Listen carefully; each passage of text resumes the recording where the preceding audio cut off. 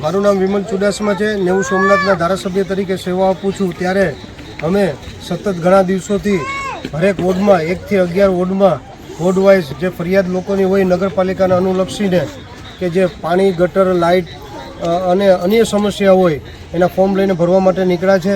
ત્યારે તમામ વોર્ડોમાં 1 થી વોર્ડ લઈને તમામ વોર્ડોમાં ખૂબ મોટી પ્રમાણમાં લોકોની સમસ્યા છે। નગરપાલિકાની સંપૂર્ણ રીતે બેદરકારી આવી રહી છે। નગરપાલિકા દ્વારા લોકોના પાસેથી ટેક્સ લેવામાં આવે છે।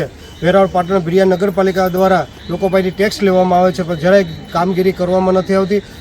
લોકોના ટેક્સના રૂપિયા જે છે એ ખોટી જગ્યાએ વાપરવામાં આવે છે, ભ્રષ્ટાચાર કરવામાં આવે છે। ત્યારે આજ મેં રોજ જોયું ત્યારે લોકોએ મને કીધું કે તમે અહીંયા આવ્યા છો, રૂબરૂ ફોર્મ ભરો છો તો રૂબરૂ જોઉં ત્યારે મને લોકો દ્વારા બતાડવામાં આવ્યું ત્યારે મોટે પાયા ગટરોના પાણી રોડ રસ્તા ઉપર છે।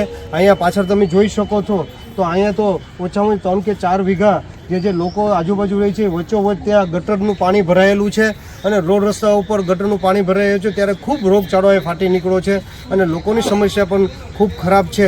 ત્યારે આ વેરાવળ પાટણ ભીડિયા નગરપાલિકાની જિમ્મેદારી આવી છે કે તાત્કાલિક ધોરણે જે ગટરોની પાઇપલાઇનો તૂટી ગઈ છે એ જોઈન્ટ દેવામાં આવે। હારે પીવાની પાણીની લાઈન છે એની સાથે ગટરનું પાણી પણ આવે છે।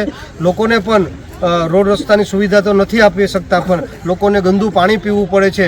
ત્યારે મેં પોતે એક ધારાસભ્ય તરીકે મુલાકાત લીધી છે અને તમામ લોકોને આ ફોર્મ ભરવાનું કીધું છે। ત્યારે કંઈક ગેસની લાઇનનું પણ કામ ચાલતું હતું, એના દ્વારા પણ ખૂબ નુકસાન કરવામાં આવ્યું છે। ત્યારે રોડ રસ્તા તો જોવા નથી મળતા, પણ ખૂબ ગટરોનું પાણી ચારેકોર ફેલાયેલું છે, 3 વીઘામાં ફેલાયેલું છે। પાણી સાથે પણ મળેલું છે। ત્યારે આજ લોકોને ગંદુ પાણી પીવું પડે છે। ત્યારે આ તમામ સમસ્યા લઈ અને હું નગરપાલિકામાં જવાનું છે। નગરપાલિકા દ્વારા વેરાવળ પાટણ ભીડિયા નગરપાલિકા દ્વારા નહીં કરવામાં આવે તો આ રિજનલ કમિશનર પાસે રજૂઆત કરવાની જરૂર પડે તો કમિશનર પાસે રજૂઆત કરવાની છે। છતાં પણ આ પ્રશ્ન નું સોલ્યુશન આવે તો 16 તારીખનો રોજ વિધાનસભા શરૂ થવાની છે। ત્યારે વિધાનસભાના ફ્લોર ઉપર આ પોટલા લઈને જવાનું છે, જેને એ લોકોની સમસ્યાનું સમાધાન આવે એનું 100% પ્રયત્ન કરીશું।